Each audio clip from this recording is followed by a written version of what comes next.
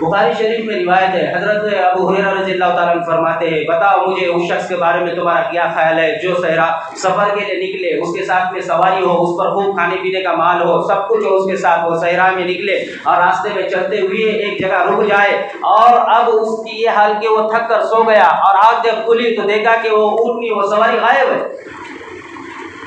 اب اس کے پاس کھانے کے لیے نہیں، پینے کے لیے کوئی شے نہیں ہے اس کے پاس میں، اب وہ کیا ہے اس کا منظر، کہا کہ اب وہ اٹھا، رویا، ڈھونڈا، تھک گیا پانی کے لیے، کہیں کوئی پانی نہیں ملا، اب آخر کار اس کی یہ کیفیت ہو گئی کہ تھک کر ہار کر وہ نیچے سر ڈال کر موت کے انتظار میں بیٹھ گیا۔ اب اس کے حال یہ تھے کہ اس حالت میں اس نے جب سجدے سے سر اٹھایا آخری لمحوں میں تو کیا دیکھتا ہے کہ سامنے اونٹنی ہے، وہی جو سب کچھ مال کے ساتھ لودی ہوئی ہے، سب کچھ اس کے ساتھ مال لگا ہوا۔ تو فرمایا صحابہ سے کہ مجھے بتا اس کو کتنی خوشی ہو گئی ہوگی، تو صحابہ نے کہا یا رسول اللہ اس کی خوشی کا انداز تو ہم نہیں لگا سکتے، اس کی خوشی کا انداز تو وہی جانتا ہے، کتنی خوشی ہو گئی ہوگی، اس کے موت کے وقت اس کا سب کچھ سرمایہ اسے واپس مل گیا۔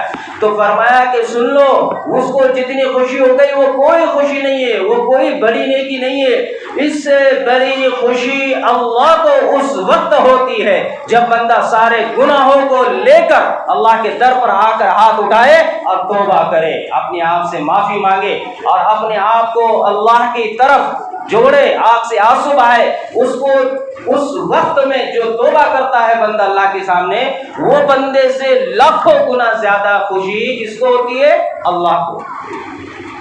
تو اللہ معاف کرنے کے لیے بیٹھا ہوا ہے نا، تو ہمیں چاہیے ہم رغبت سے اس کی طرف بڑھے، محبت سے اس کی طرف بڑھے، اور ایسا بڑھے کہ ہمیں ضرورت ہے، یوں سمجھو کل فیصلہ ہونا ہے، عدالت لگنے والی اللہ کی، اور یوں سمجھو کہ میرے بارے میں اب حساب کتاب ہوگا اور میرے بارے میں یہ فیصلہ ہوگا، اس کی برائیاں بہت ہے جہنم میں ڈال دو، اب موقع تھوڑا ملا ہوا ہے، یہ سمجھو اس میں معافی اور توبہ کرنا ہے، یا آخری لمحہ ہے زندگی کا، یہ سمجھ کر ہم اگر اس رات کو گزاریں گے اور ایسے مقدس موقعوں کی قدر کریں گے، ایسے مقدس لمحوں کی قدر کریں گے، تو انشاءاللہ یہ ہمارے دل میں جو خوف ہوگا اللہ کا، یہ خوف اور یہ نیکی یہ ہمارے لیے اللہ کے قریب بننے کا ذریعہ بنے گی۔ بابا فرید الدین رحمۃ اللہ علیہ کہتے ہیں کہ وَأَمَّا مَنْ خَافَ مقام ربہ جنتان، اللہ نے جو ڈرتا ہے اللہ سے اس کے لیے 2 جنتیں بنائی ہے، اور ایسی جنتیں ان کے لیے اللہ نے بنائی ہے کہ انسان دیکھے گا تو حیران ہو جائے گا، لیکن یہ اس کے لیے جو ڈرتا ہو اللہ سے، جھکتا ہو اللہ کے سامنے، مانگتا ہو، روتا ہو۔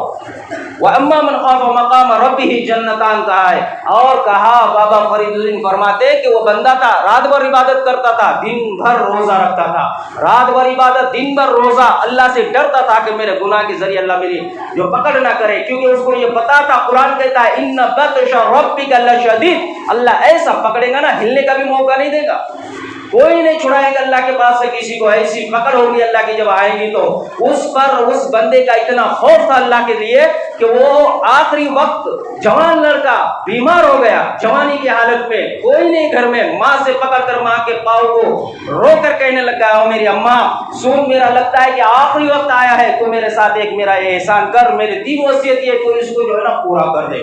ماں نے کہا بیٹا میں کیا کر سکتی ہوں، مجھے کیا کرنا ہے؟ تو کہا کہ بیٹے نے کہا ماں سے اماں جب میں مر جاؤں نا میرے گلے میں کتے کا پٹا باندھ دینا، مجھے پورے گھر کے صحرا میں پھرا دینا، مجھے گھر کے باہر روڈ پر پھرانا، اور لوگوں کو یہ بتلانا کہ یہ گنہگار کی یہی کیفیت اور یہی حالت ہوتی ہے جو گناہ کے ساتھ مرتا ہے۔ اور فرمایا دوسری وصیت میری ہے کہ اماں میرا جنازہ رات میں اٹھانا، کیونکہ رات میں میرا جنازہ اٹھائے تاکہ کوئی نیک بندے پر میرے میت کا بھی سایہ نہ گرے، اور کوئی لوگ جو ہے مجھ سے اللہ کی برکت اور رحمت سے محروم نہ ہو، میرے جو ہے نا موت، میرے جسم کی جو ہے جو برائی ہے اس سے لوگ محفوظ ہو، میرا رات میں جنازہ اٹھانا۔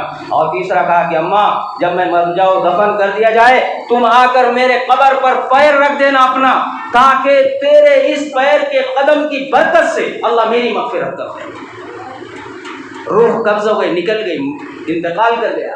ماں نے اپنے بیٹے کے وصیت کے مطابق اب وہی کرنا چاہا، ماں نے जो है ना बेल्ट लाया, उसके गले में बांधने के लिए आगे बढ़ी, गले तक लेकर हाथ पहुंची थी।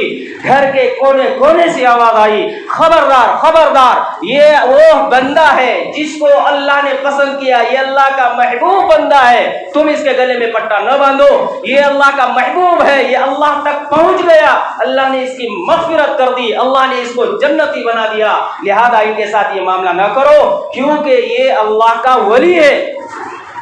तो जब खौफ होता है ना, फिर अल्लाह ये मकाम देता है।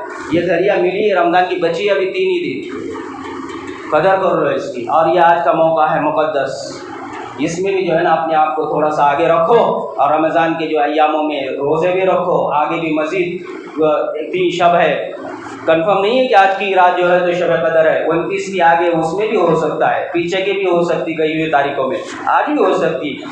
अक्सर उलमाओं का इधर रुझान है कि आज है, लेकिन मेरे भाइयों आज है तो अल्लाह हमें माफ़ कर दे, मग़फ़िरत करा दे, तो तौबा करे, मग़फ़िरत के लिए अल्लाह से मांगे भी, और अपने घर वालों को भी रात भर जगाए, बैठे मस्जिदों में नहीं बैठे, अल्लाह के सामने सजदों पे, मुसल्ले पर बैठ कर रोए, गिड़गिड़ाए, और दुआ का खूब एहतमाम करे।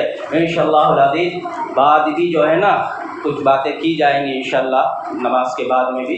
अभी मुख्तसर से ये बात बताना था कि हम जिस अमल पे पहुँचे ना, ये बहुत अहम अमल है दुआ का, कबूलियत का। अपने अंदर के ज़मीर को झिझोड़ो, उसको कहो कब तक अब तो बदल, कब तक अब तो बदल, अब तो नमाज क्या, अब तो अल्लाह की तरफ आ, अब तो शैतान से दुश्मनी ले, अब तो दुआ की तरफ बढ़, अब तो मांग। दुआ मोमिन का हथियार है, अगर हमने नहीं मांगा तो फिर तो हालात तो तुम देख ही रहे क्या हाल चल रहे। सलाहुद्दीन अय्यूबी ने कहा, वो परेशान हर बैतुल मुक़द्दस में नमाज पढ़ने लग गए, उस दौरान बुजुर्ग आए, रोने लग गए। वो कहा क्या हुआ भाई, तुम इतना परेशान क्यों हो? कहा मुझे अभी अभी खबर मिली है, एक बहरान से लश्कर इस तरीके से निकला हुआ है, हथियारों के साथ, माल व ज़र के साथ, ताकतों के साथ, और वो मुसलमान पे कल हमला करना चाहता है, और मुसलमान इस हालत में है कि ना इनके पास हथियार है, ना ताकत है, ना फौज है। मुझे ये डर है कि अगर ये गालिब आ गई तो मुसलमानों का क्या बनेगा। तो वो बुजुर्ग कहने लग गए, फिर तुम क्या चाहते हो? कहा कि तुम दुआ करो। कहा कि मैं तो दुआ करूंगा, लेकिन आप भी दुआ करो। दोनों दुआ करने लग गए। हजरत सलाहुद्दीन अय्यूबी ने बैतुल मुक़द्दस में रात भर रोते रहे अल्लाह के सामने, उम्मत के लिए, आने वाले हालात के लिए, मुसीबतों के लिए, परेशानियों के लिए, जुल्म के लिए, लोगों की तरफ से आने वाले जो खदशात थे, आने वाले मुस्तक़बिल में जो नुकसानात थे, जान माल इज्जत आबरू के, उसके लिए रोए। और जब सुबह तक रोते रहे, फजर की नमाज पढ़ी, तो बैठ गए मुसल्ले पर। तो वो बुजुर्ग सामने से आए तो सलाहुद्दीन अय्यूबी मुस्कुराने लग गए। तो आगे आके कहने लग गए, आप तो रात में रो रहे थे यार, आप मुस्कुराने लग गए, क्या हुआ? कहा कि मैं मुस्कुरा रहा हूँ इसलिए क्योंकि मैंने अभी अभी अल्लाह ने मुझे दिखला दिया कि जो वहां से लश्कर निकला था बहरान से, माल व साज व सामान और ताकत के साथ, अल्लाह ने पूरे लश्कर को माँ उसके सामान के दरिया में गर्क कर दिया, वो नहीं आ सकते। तो वो बुजुर्ग आगे बढ़े और उन्होंने आकर कहा क्या हुआ? कहा वो इस तरीके से हलाक हो गए, गर्क हो गए। तो वो बुजुर्ग ने कहा तुम्हें मैं खुशखबरी इससे बढ़कर सुनाता हूँ, मेरे गले मिलो। गले मिले और कहा कि तुम्हें पता है कि वो पानी के समंदर में डूब कर नहीं मरे। कहा सलाहुद्दीन अय्यूबी, ये तुम्हारे रात भर निकलने वाले आंसू के समंदर में डूब कर मरे। तो हमारे सामने भी बहुत कठिन रास्ते, रोए अल्लाह के सामने, मांगे। ये ऐसे ही मौके होते हैं जहाँ पर दुआएं कबूल होती है। ऐसे मौक़ों को जाने ना दो। ऐसे मौके कोई देता है तो उसके लिए पूरी दुनिया छोड़ कर आने के लिए हम तैयार रहे। इंशाअल्लाह अज़ीज़ दुआ होंगी अभी, उसके बाद वितर भी होंगी, उसके बाद जो है बात भी होंगी।